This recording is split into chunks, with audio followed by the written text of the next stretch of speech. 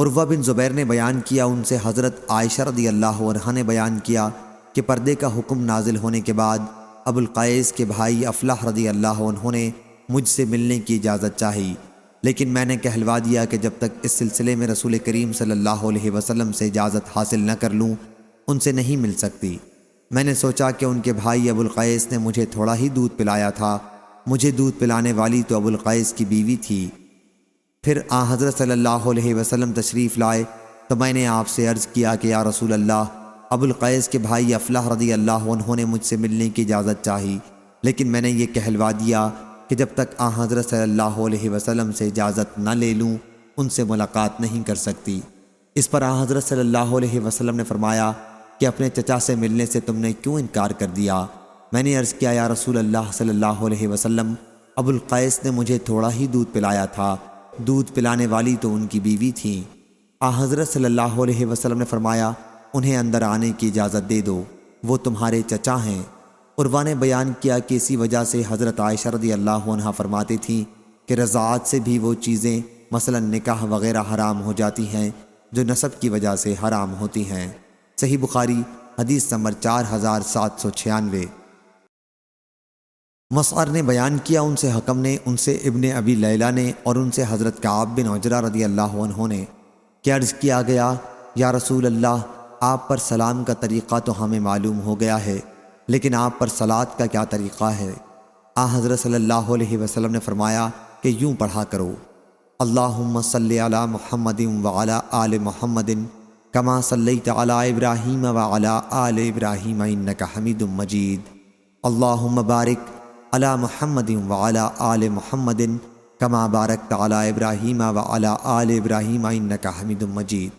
ترجمہ: اے اللہ، ہمارے محبوب رسول حضرت محمد صلی اللہ علیہ وسلم پر اپنی رحمتیں نازل فرما، اور آپ کی اولاد پر بھی جس طرح تو نے حضرت ابراہیم علیہ السلام اور ان کی اولاد پر رحمتیں نازل کی ہیں۔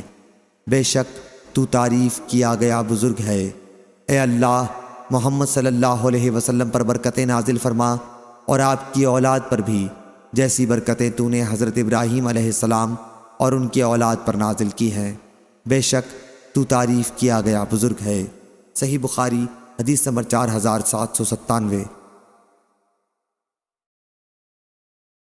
ابو سعید خدری رضی اللہ عنہ نے بیان کیا کہ ہم نے عرض کیا یا رسول اللہ صلی اللہ علیہ وسلم، آپ پر سلام بھیجنے کا طریقہ تو ہمیں معلوم ہو گیا ہے، لیکن صلات درود بھیجنے کا کیا طریقہ ہے؟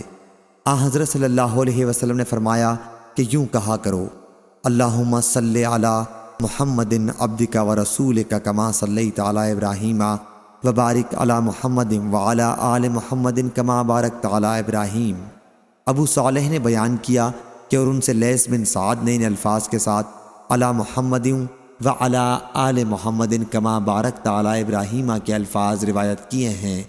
ہم سے ابراہیم بن حمزہ نے بیان کیا، کہا ہم سے ابن ابی حازم اور دراوردی نے بیان کیا، اور ان سے یزید نے، اور انہوں نے اس طرح بیان کیا کہ کما صلیت علی ابراہیم وبارک علی محمد وآل محمد کما بارکت علی ابراہیم وآل ابراہیم۔ اس روایت میں ذرا لفظوں میں کمی بیشی ہے اور ان الفاظ میں بھی یہ درود پڑھنا جائز ہے، معنی میں کوئی فرق نہیں پڑتا۔ صحیح بخاری حدیث نمبر 4798۔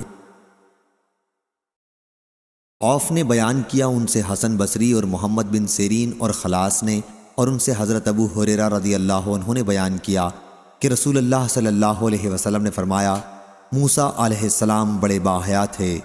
اسی کے متعلق اللہ کا یہ ارشاد ہے کہ اے ایمان والو، ان لوگوں کی طرح نہ ہو جانا جنہوں نے موسیٰ علیہ السلام کو ایذا پہنچائی تھی، سو اللہ نے انہیں بری ثابت کر دیا، اور اللہ کے نزدیک وہ بڑے عزت والے تھے۔ صحیح بخاری حدیث نمبر 4799۔ عمرو بن دینار نے کہا کہ میں نے اکرمہ سے سنا، وہ بیان کرتے تھے کہ میں نے ابو ہریرہ رضی اللہ عنہ سے سنا، انہوں نے بیان کیا کہ رسول کریم صلی اللہ علیہ وسلم نے فرمایا، جب اللہ تعالیٰ آسمان پر کسی بات کا فیصلہ کرتا ہے تو فرشتے اللہ تعالیٰ کے فیصلے کو سن کر جھکتے ہوئے، عاجزی کرتے ہوئے اپنے بازو پھڑپھڑاتے ہیں۔ اللہ کا فرمان انہیں اس طرح سنائی دیتا ہے جیسے صاف چکنے پتھر پر زنجیر چلانے سے آواز پیدا ہوتی ہے۔ پھر جب ان کے دلوں سے گھبراہٹ دور ہو جاتی ہے تو تو وہ آپس میں پوچھتے ہیں کہ تمہارے رب نے کیا فرمایا؟ وہ کہتے ہیں کہ حق بات کا حکم اور بہت اونچا سب سے بڑا ہے۔ پھر ان کی یہی گفتگو چوری چھپے سننے والے شیطان سن بھاگتے ہیں۔ شیطان آسمان کے نیچے یوں نیچے اوپر ہوتے ہیں۔